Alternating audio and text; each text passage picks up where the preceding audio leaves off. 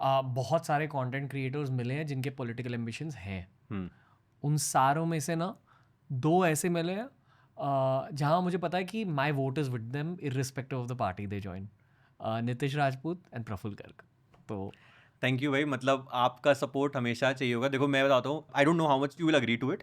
मुझे लगता है पॉलिटिक्स 3 तरीके से करी जा सकती है। पहला, पैसा। कुछ छुपा हुआ थोड़ी यार कि टिकट लेने के लिए पैसे नहीं बढ़ते हैं, वो कोई भी पार्टी हो, ठीक है। दूसरा, मसल पावर, कि आप कितने बड़े, मतलब आपके पीछे कितनी मसल है, मतलब कितने बड़े आपके पीछे लोग हैं जो आपको सपोर्ट करते हैं गांव में। क्योंकि यार आप और मैं वोटर्स नहीं है, आप और मैं डिसाइड नहीं करने वाले, डिसाइड करने वाले हैं वो गांव के लोग जिन तक पानी, शिक्षा, इलेक्ट्रिसिटी, रोड कितना पहुंच रहा है, राइट। तो पॉलिटिक्स ये 2 तरीके से लड़ी जाती थी। तीसरा तरीका जो मुझे लगता है अटल बिहारी वाजपेयी जी लेकर आए, ठीक है, आइडियोलॉजी। यार देखो ना, आप सिंपल समझो, 70 साल तक किसका राज था? एक गवर्नमेंट का, एक फैमिली का, ठीक है। कुछ चीजें सही करी, कुछ चीजें गलत कर दी, ठीक है। अगर गलत नहीं करी होती तो दूसरी पार्टी कैसे आ पाती? इतने बड़े देश में जहां पे लोगों तक अभी एजुकेशन नहीं पहुंचे, अगर कोई इंसान और आ गया है और 3 साल तक आपके प्राइम मिनिस्टर बने बैठे हैं वो, तो भाई कुछ तो वो सही कर रहे होंगे और कुछ तो आपने गलत किया होगा। इसको मान लेना चाहिए और उस पर काम करना चाहिए। There is no denial of that. Ideology is the third weapon, third way to get into politics और बी इन पॉलिटिक्स। और मैं आपको एक बात बोल रहा हूँ, अगर मैं वोट करने जाऊंगा मेरे सामने नीतीश भाई होंगे तो शायद से मेरा वोट नीतीश भाई को होगा। क्यों? क्योंकि यार वो बंदा ना सॉर्टेड है, बिना नाम लिए, बिना कुछ बोले सब बोल जाते हैं वो। मतलब ऐसा कोई उनका पोस्ट नहीं होता जिसपे मैं कमेंट नहीं करता, और कमेंट बहुत सिंपल होता है, नीतीश भाई कैसे करते हो ये। आई वुड से नीतीश भाई is India's most mature content creator. बहुत ज़्यादा मच्योरिटी है उनके कंटेंट में। करेक्ट भाई, मेच्योरिटी, कम्युनिकेशन भाई, मतलब आवाज ही नहीं बढ़ाते, अपनी बात सारी रख के चले जाते हैं। मतलब बहुत ही, मतलब आई विल से वर्ड गलत नहीं होगा उनके लिए यूज करना है, वो सेक्सी कंटेंट क्रिएटर है भाई, हाँ, मतलब हाँ। जेनजी लैंग्वेज में। और कंटेंट की क्वालिटी ऐसी है क्योंकि वो गुस्से को दूर रखकर कंटेंट बनाते हैं, यही उनसे ऑब्जेक्टिवली सीख रहा हूँ कंटेंट। भाई, यही उनसे भी सीख रहा हूँ, और आपसे शायद सुबह से कुछ टाइम आपके साथ स्पेंड कर चुका हूँ इस पॉडकास्ट पे, आपसे भी सीख रहा हूँ। मतलब द कामनेस, मैंने हमेशा ये स्टेटमेंट सुना है कि जितना आप ऊपर जाते हो ना उतना आप डाउन टू अर्थ होते चले जाते हो, ठीक है। और ये मैंने नीतीश भाई से आज तक नहीं मिला, आपसे मिला तो मैंने नोटिस किया है। मतलब the way you guys meet, the way you guys treat, शायद दुनिया तक ये बात जानी जरूरी है कि आप लोग किस तरह से, जैसे आपसे एक मैसेज जाना चाहिए दुनिया को कि भाई मेरे को ऐसा लगता है भाई, ठीक है, कि भाई इस तरह से जिंदगी जियो, ठीक है। जैसे आपने बियर भाई से बताया कि इस तरह से बॉडी बनाओ, या इस तरह से हेल्दी फिटनेस, ये जिंदगी जीने का तरीका होना चाहिए हमारी यूथ का, वो मैसेज जाना चाहिए। तब लोगों को मजा आएगा, तब लोग सीखेंगे कि भाई गुस्सा साइड रख दो और बातें करो, आराम से प्यार से रखो मैसेज। आई थिंक सुकून ना जिंदगी की सबसे बड़ी नीड होती है, बिल्कुल। पर उसे अर्न करना होता है। सुकून ऐसे नहीं आता आपकी लाइफ में। कैसे आता है? मेरे जो आइडल है Naval Ravikant, I am sure आप अरे भी उनको बहुत ज़्यादा फॉलो करते हो। वो कहते हैं कि अ काम माइंड इज़ अर्नड। या तो आप उम्र के साथ एक काम माइंड को अर्न कर दो, या मेडिटेशन करने लगो, पढ़ाई करने लगो। जितना ज़्यादा आप जानोगे दुनिया के बारे में उतना ज़्यादा आपको पता चलता है कि आपको कितनी कम चीज़ें पता है। भाई, इसमें मेरा एक क्वेश्चन है, जिस इंसान को ये नहीं पता कि रात की रोटी होगी कि नहीं टेबल पे, रोटी क्या चावल भी खाली होंगे या नहीं होंगे, वो इंसान अपना माइंड काम कैसे रखे? एक सेगमेंटेड लाइफ जीने की ज़रूरत है। आई फील ऑफ कोर्स ये I am speaking from my own perspective.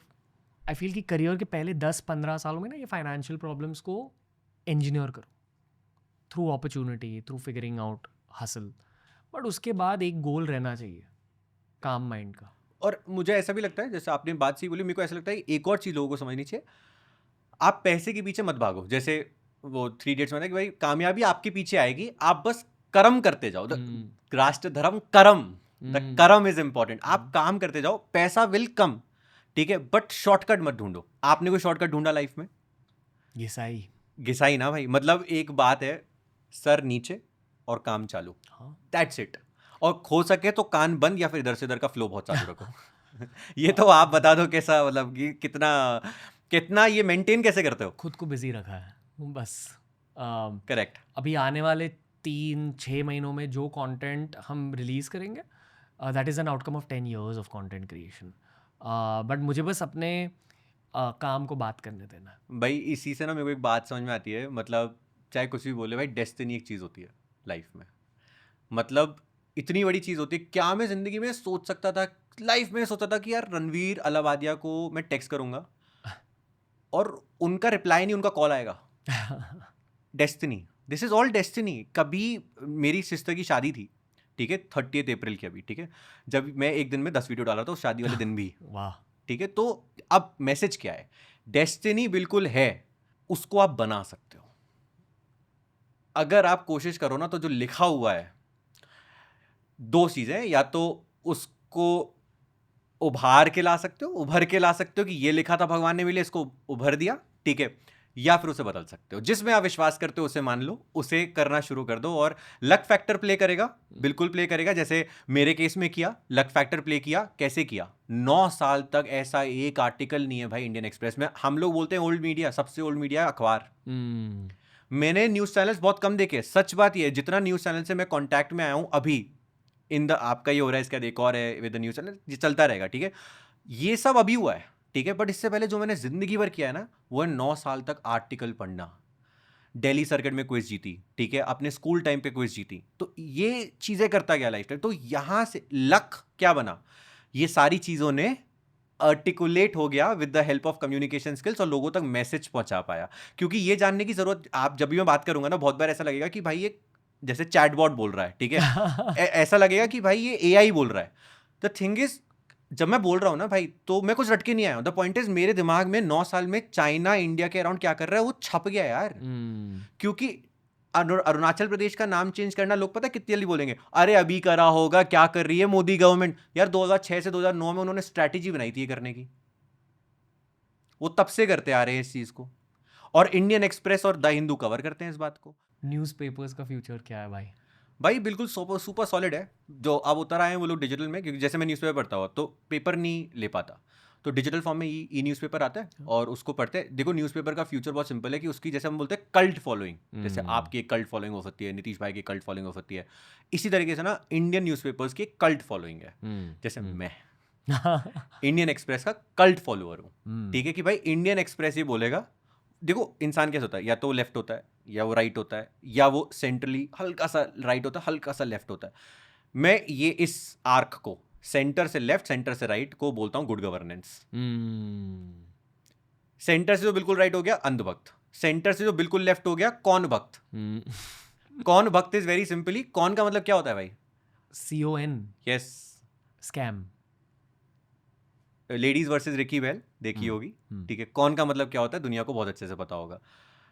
कौन भक्त एक वर्ड है, ठीक है। ये मैंने ही अपनी वीडियो में बोला, मैंने कहा आप बोलोगे अंधभक्त बोलते रहो, बट ये है, ये जो बीच वाला आर्क है ना, ये देशभक्त। मोदी गवर्नमेंट या सेंट्रल गवर्नमेंट, आपने गलत किया, this is my question. Modi government आपने सही किया, हम आपको सपोर्ट करेंगे। This arc is where we need to live in, मेरे हिसाब से, ठीक है। यहां पे क्वेश्चन करो तो कोई प्रोपेगेंडा ही नहीं होगा, बस एक ही चीज होगी, द राइट टिक ऑफ देशभक्ति।